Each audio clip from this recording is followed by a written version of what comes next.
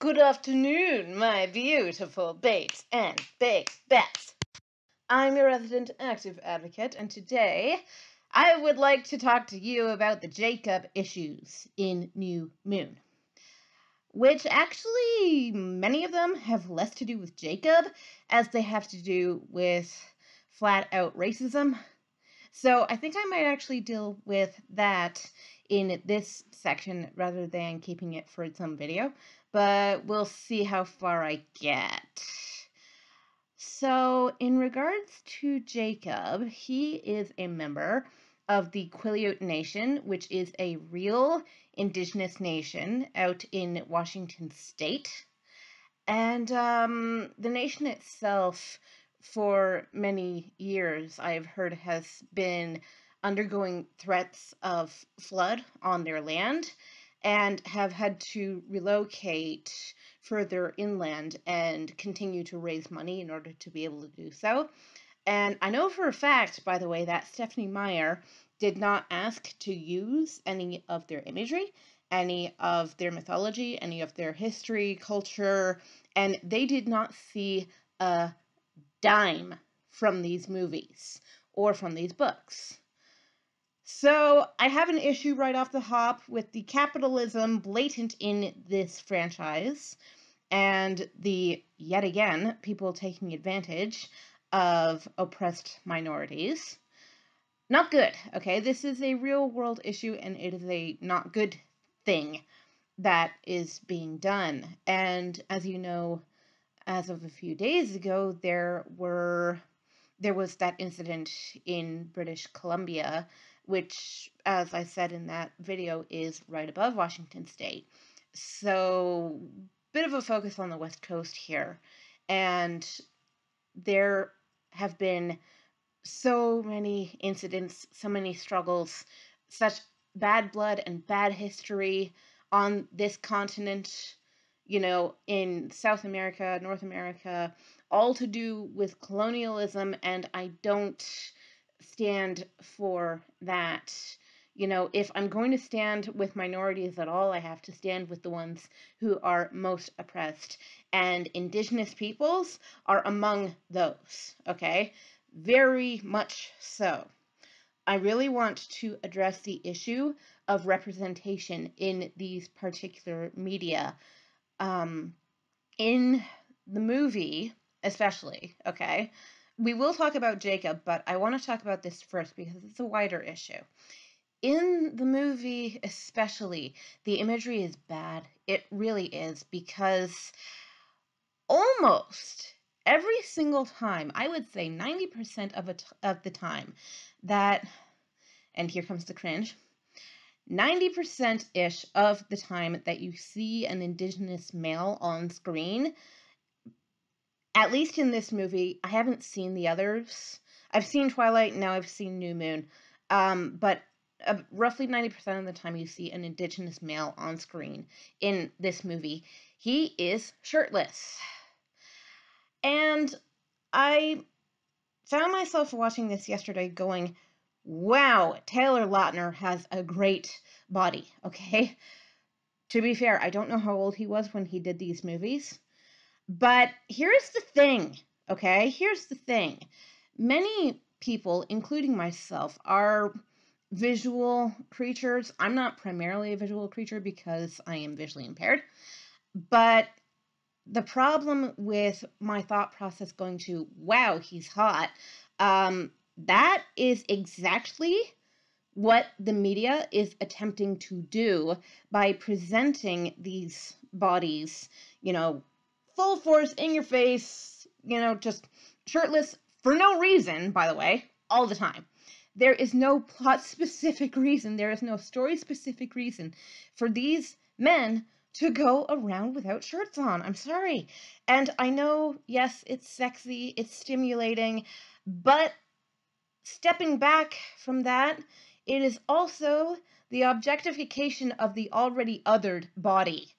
I have talked about this in much earlier videos in this series, when I talked about the exoticized view or the exoticized gaze.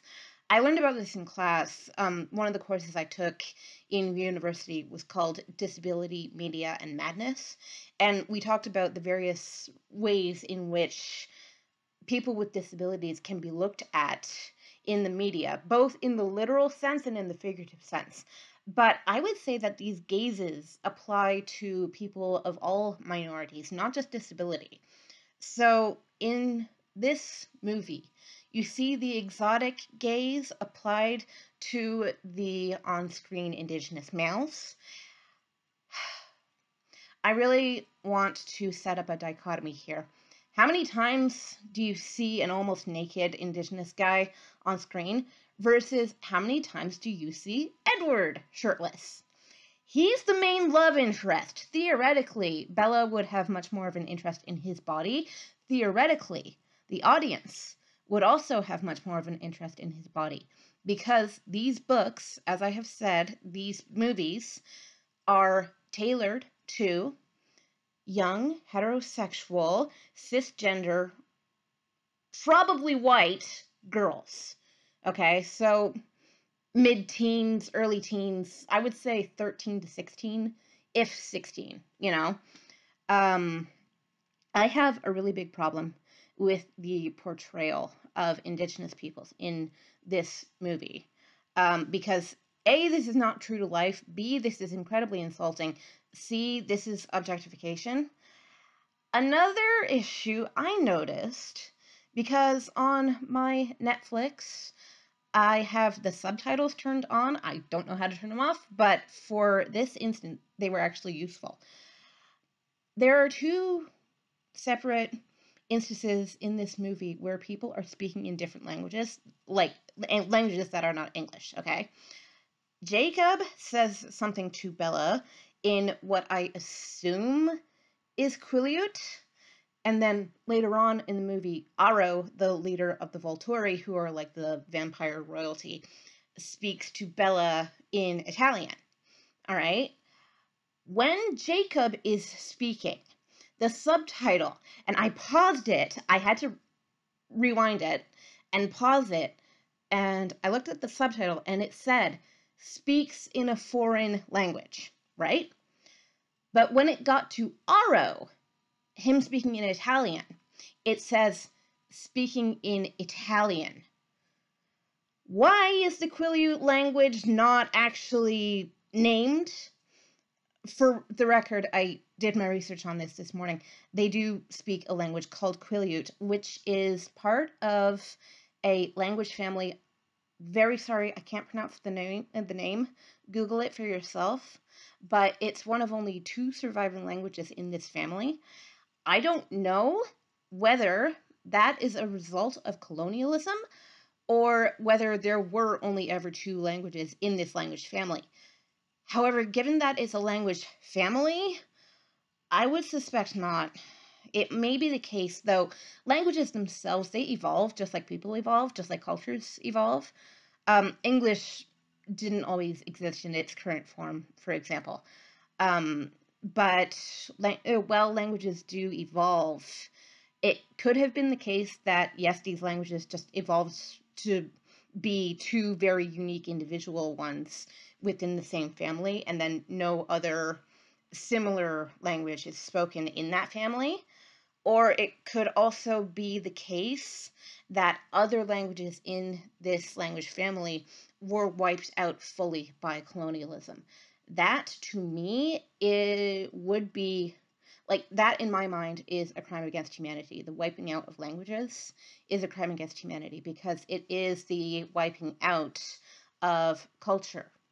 If we don't know how to communicate with one another, and this is an Orwellian principle, he couldn't have been the first one to state this, but go and read 1984.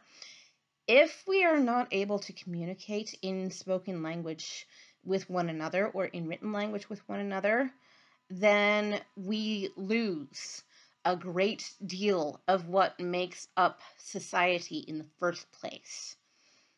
All right, so it's very important to understand that we need language. We need language recognition as well. And this is one of the many, many, many, many, many reasons why I revile the residential school system as it stood within my lifetime. Because the whole system sought to eliminate cultures and languages. And as I say, to me, that is a crime against humanity. That is not only ethnocide, but that can also be genocide. So in the movie, that really got my goat, but other than that, there were several other issues I noticed with the whole race angle in this movie. I don't think it's a spoiler to anyone to say that Jacob and his friends are able to shapeshift into wolves. I'm going to try not to call them werewolves, okay? It's not the same myth. All right? These people are shapeshifters. They are not werewolves, as is classically understood in more Eurocentric mythologies, okay? But the impetus, the cause of the change for these young men was odd to me. Rereading the book and watching the movie, just kind of skimming the book, but watching the movie in full, I found some very interesting subtext here.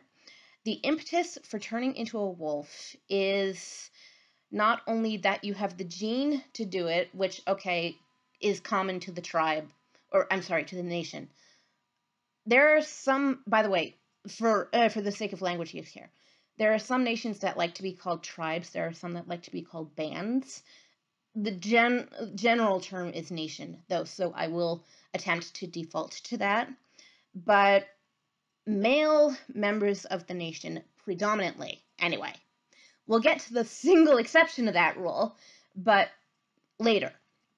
Male members, generally, of the nation are able to, at a certain time, if they have the gene, shapeshift into a wolf. And this actually is part of Quileute mythology in real life. The problem is, in the movie, the impetus for this happening boils down to two things. Number one, vampires come to the territory. Vampires being extraordinarily white and extraordinarily powerful. Does that smell like colonial comings in to anybody other than me? Because really, that just screams colonialism to me, okay? So, the white man, coming onto their land, and historically speaking, yes, the Europeans were further ahead, technologically speaking, than the indigenous people of this continent. I'll explain why in a second. That's impetus number one. Impetus number two is the transformation is triggered by anger. Okay. I really don't like this. I truly do not like this because it equates the indigenous male with the animal, ostensibly, okay? In the human brain, the limbic system, which is the system from which we get our more powerful negative emotions, anger among them, okay? Anger and the fight or flight response. These both come from the limbic system, and that system is quite far back in the brain. It's one of our more primitive structures, neurologically speaking. So I really do think that even if it wasn't Stephenie Meyer's intention, this is my reading of this, that their capability to turn into a very large, very dangerous mammal, I might add, equating that with anger, which is a very animalistic instinct, one would think, because it's further back in the brain, as I say. Back here is the more primitive, in quotation marks, part of our brain, the less evolved part of our brain, okay? To equate the two, to me, really speaks volumes about how Stephenie Meyer views Indigenous people. I'm going to attempt to stay away from the argument that it is because she is a Mormon that she views Indigenous people in this way. But traditionally, the religion itself did not have a favorable view of people who were not white. Okay, I don't know, because I am not a Mormon. I do not know whether that has changed or is changing in more modern times. I hope to the gods that it is, but I don't know. Okay, I would actually have to ask a Mormon. And I know an ex-Mormon, so I could ask him. That would be great. But the equation of anger with being able to turn into a literal animal, in my mind, equates the indigenous human male with an animal. And that is straight up, that's just disgusting levels of racism, and I really, really don't like it, okay? I've got a big problem with that, and in the movie as well as in the book, you see Jacob get very angry at the slightest provocation, and he also takes off out of Bella's life, just like Edward, albeit for not as long, but in order to protect her.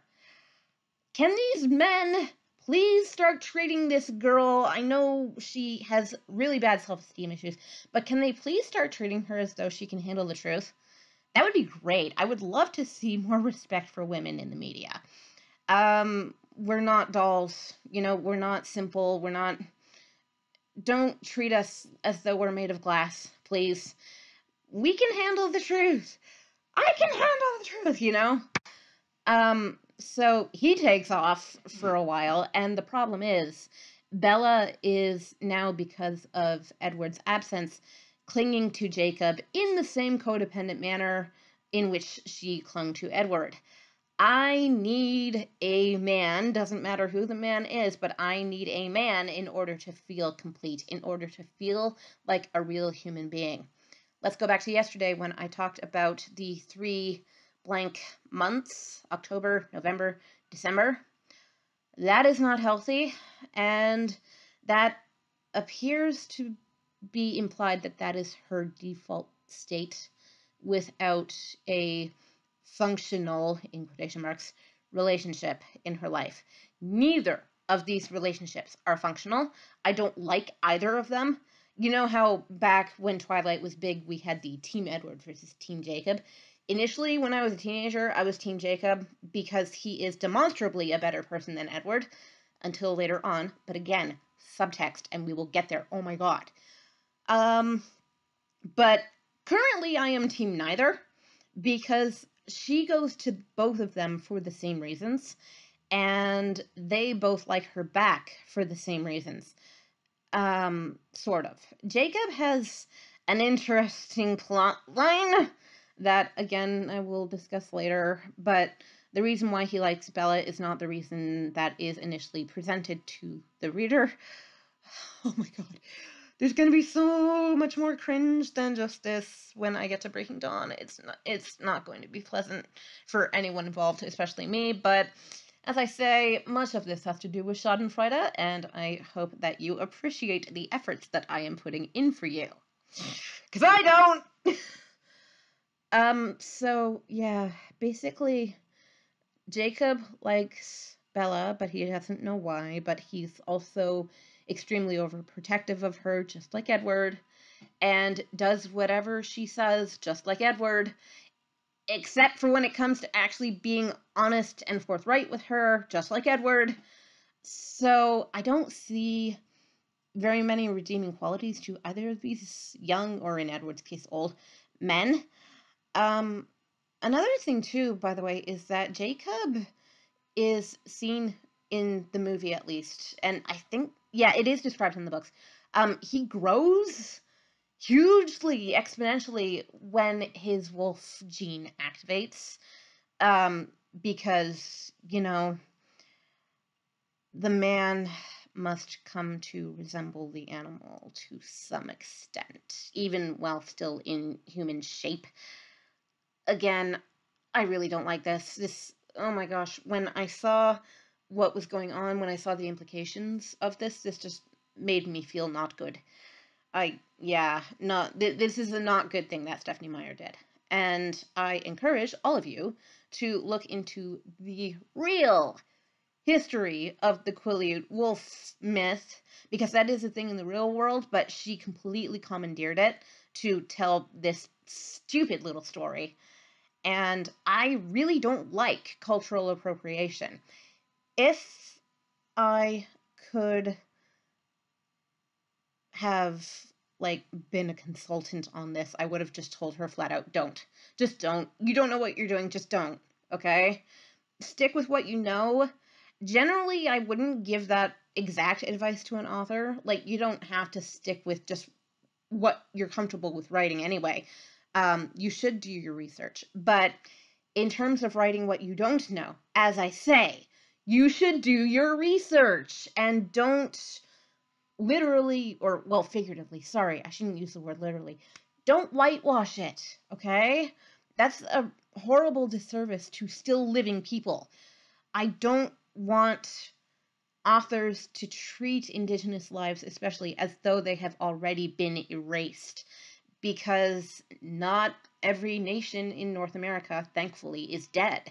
Okay? We were not able to do quite that thorough a job, and I'm happy about that, because we did not have the right to come in here and do what we did. We did it anyway. We didn't have the right to, but now I would like to strive for healing and for right relations.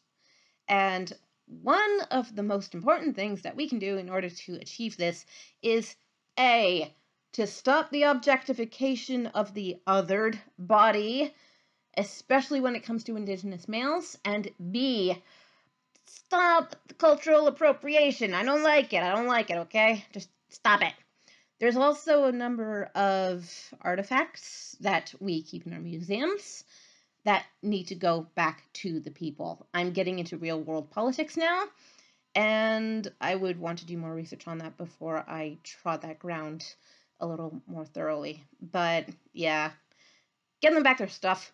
Okay? It's not that difficult, really. This is our responsibility. Our ancestors are the ones who screwed up, so it's our job to fix it, and it's our job to be the ones who do right. And that's what I have to say about that. Didn't talk very much about Jacob himself, you'll notice, but this might be my stand-in for the new moon and racism video, because I think I did a pretty thorough job here. And I am happy with my results by the end. So, like, comment, share, subscribe. I love you all. I will see you all tomorrow to talk about Miss Isabella Swan and all of her issues, because, oh my various gods, there are a lot of them. Oh, that's going to be fun. All right. See you soon. Mwah. Love you. Bye.